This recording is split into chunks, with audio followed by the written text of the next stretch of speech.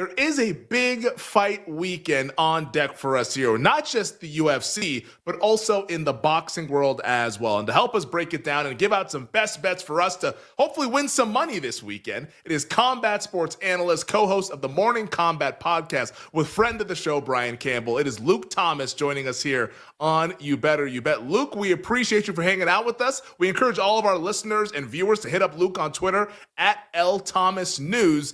Let's start with the boxing match that we have going on. Anaheim Honda Center between Jake Paul and Julio Cesar Chavez Jr. Now, from a betting standpoint, Jake Paul's a massive favorite. He's minus 700. Julio Cesar Chavez Jr. plus 400. I guess, is this just another one of those kind of Jake Paul fights, which it's the Jake Paul experience, or is this a legitimate boxing match that we will see coming up tomorrow night? No, this is the Jake Paul experience. I mean, this is the thing. When people like me who cover the sport, there's this sort of presumption that I'm going to get on here and just be relentlessly negative about Jake, and I'm actually not going to do that. What I will say is there are good things about what he does for boxing. First of all, he's one of the biggest stars, so like when he fights, it creates attention. That's why I'm talking to you now. Moreover, as a promoter and building up women's boxing, next month on Netflix, they're going to have a huge one of those events with women headlining between Katie Taylor and Amanda Serrano for, I think, the third time at this point, right? That's a big deal, and he's in charge of that. He brings energy and life to boxing, and I want to give him credit. But as a boxer, this is nothing. It doesn't mean anything. 18 months ago, JCC Jr. had gun charges and was in a residential rehab program. Like, what are we even talking about here? He hasn't had a relevant win that mattered since 2012, arguably even before that. The Jake Paul experience is easily and only, it's a sandbagging experience until others notify you otherwise. This is set up for him to win. The question is not to me whether he'll win, and I'm actually surprised the odds are even as close as they are. The question is whether or not it goes to a decision or a stoppage or some kind of thing in between. But this is a foregone conclusion in terms of who gets their hand raised. All right, Luke, I promise that'll be the last question we ask about Jake Paul. We can get to the real fights now. UFC 317 right here in Vegas is going to be an awesome, for the vacant lightweight title, the main card featuring Ilia Topuria against Charles Oliveira. And I think based on what we were talking about before the segment started, it seems like Topuria is this up-and-coming star, right? Former featherweight champion, now moving up in weight class. He's a big favorite. He's over a $4 favorite at BetMGM to beat Oliveira. What do you make of this fight? Is that number fair? And talk about Topuria's rise to stardom. I think those odds are a little off in the sense that I think Oliveira's chance of upsetting is better than what the odds reflect. But I'd be hesitant to bet Oliveira as an underdog. I mean, if you guys don't know who Ilia, for the audience watching, if you don't know who Ilia Topuria is, he might very well be the next big thing in the sport. Undefeated, 16-0. He comes from the country of Georgia, although he now resides in Spain. But Georgia has only 3 million people and has he left his belt, so now there's one. But basically they had 2 active UFC champions from a tiny little place that's a third the size of New York City in terms of population. Just an absolute powerhouse when it comes to combat sports. He's a black belt in jiu-jitsu. He's 28 years old. He can wrestle, and he has maybe arguably pound for pound the best knockout power, as well as some of the most crisp boxing you've ever seen in the sport. And he's got swag like you just cannot believe.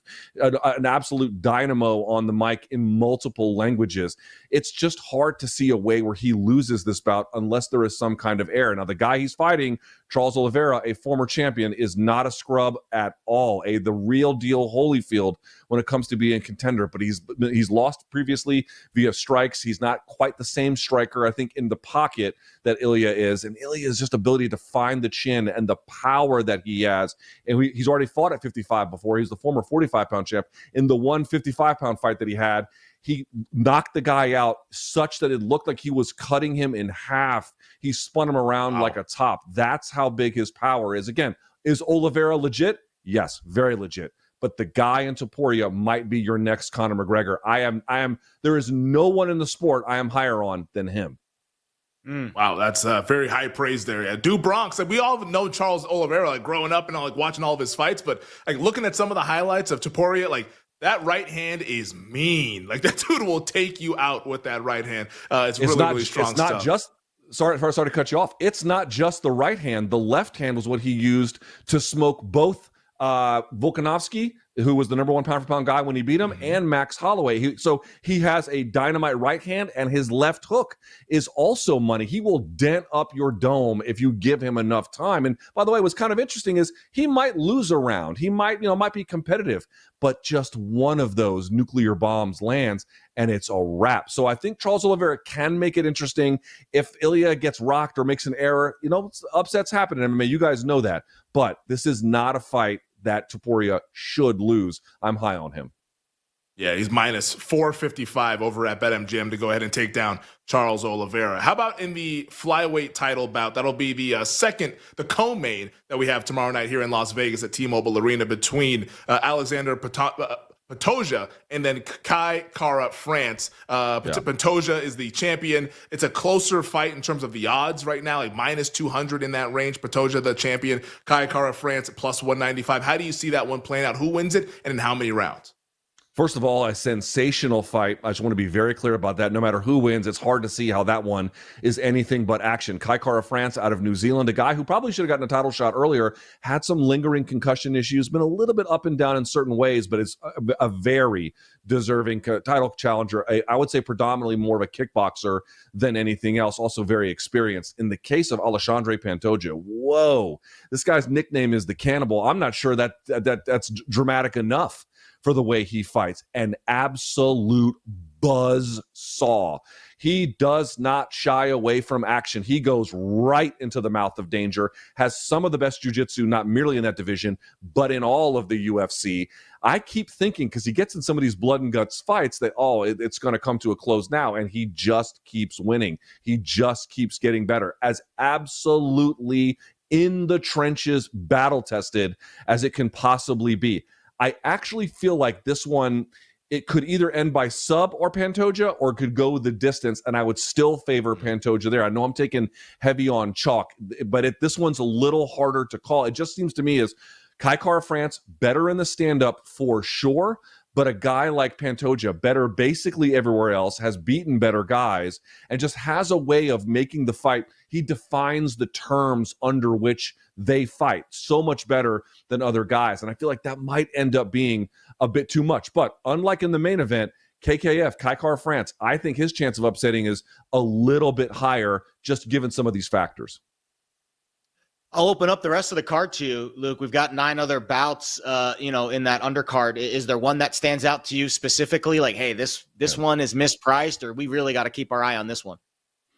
The one that I keep hearing bettors tell me is real weird is the Brandon Royval versus Josh Van fight. So here's what's interesting about that. Brandon Royval is, I believe, as it currently stands, the underdog.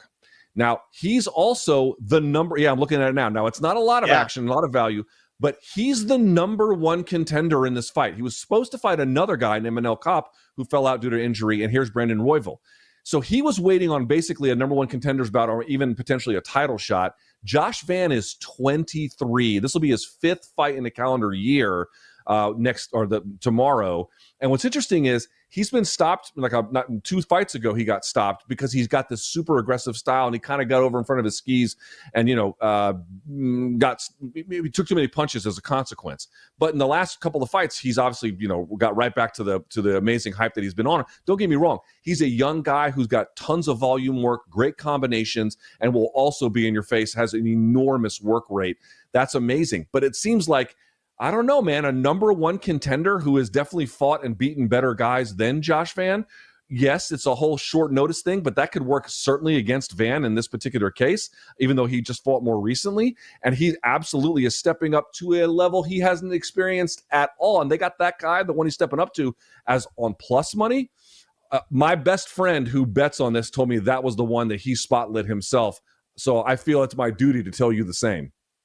There he goes. So Brandon Royval there as an underdog in the flyweight bout against Josh Van. Real quick, Luke, before we let you go, and obviously, we encourage everybody that listens and watches us, check out Luke and Brian's podcast, Morning Combat. It's absolutely off the charts. If you're into the UFC, if you're into boxing, all combat sports, they're really getting after it. But the John Jones retirement last weekend obviously shocked a lot of folks that were not in the weeds when it comes to MMA. I guess, like, how do you kind of put to terms like why he did it now? I mean, I don't know if that's a question that you can even ask, because John Jones definitely is a guy who marches to his own beat. But now with the heavyweight title going to Tom Aspinall, like this thing feels like it was just a awkward timing that where a lot of people are kind of saying that maybe John Jones was just ducking Tom Aspinall, didn't want to lose the belt to him. Like, how did you see it when John Jones retired about a week ago? It's not arguable. It's a textbook definition of ducking. I mean, people think that you can't duck if you have a distinguished record. Of course you can. Now listen, I covered all of John's fights at 205. He's the best 205er of all time, and because of that, he has a claim to being the very best guy to ever do it. That's a fact, or at least something you have to reconcile with. It's a real thing. But his heavyweight campaign was not distinguished at all. Gane didn't really deserve to be there, and Stipe Miocic was basically a walking corpse at the point in which he fought him. It doesn't mean anything. Then there was this long, drawn-out process where is he in, is he out, is he in, is he out? He ends up, just doing nothing for a very, very long time, and then he leaves the sport under these conditions. Plus, there was this report from the Albuquerque Journal that he's got new criminal charges, again, allegations, but they are charges, about leaving the scene of another accident. And it's like, show of hands, who enjoyed the heavyweight chapter of this guy's career? Who had a fun time? I don't think many people can raise their hands. And so the timing of it to me is just the accumulated weight. He wasn't going to fight Tom Aspinall. It didn't matter how much money the UFC gave him. Now there's this new scandal brewing. Whatever's going to happen there, again, innocent until proven guilty, but it just is a straw that broke the camel's back. And so it ended up in Azerbaijan, Dana White being like, yeah, Tom Aspinall is the new champion. To me, the retirement is in no way surprising. It should have happened a lot sooner. And frankly, it's weird that a guy can go up in weight and get a belt and then actually hurt his legacy. But John Jones found a way. Yeah. Wow. I mean, I just remember, like, as a fan, like, I always loved watching him fight. It was always a really entertaining fighter, but the fact that it ended this way is not great for a guy that should be going down and should be celebrated on a weekend like this where the UFC is inducting people into the Hall of Fame. He is Luke Thomas, combat sport analyst, co-host of the Morning Combat Podcast on Twitter at @LThomasNews. Luke, we appreciate you joining us. I'm sure we'll talk soon down the line with another big fight card coming up. Anytime. Thank you, guys.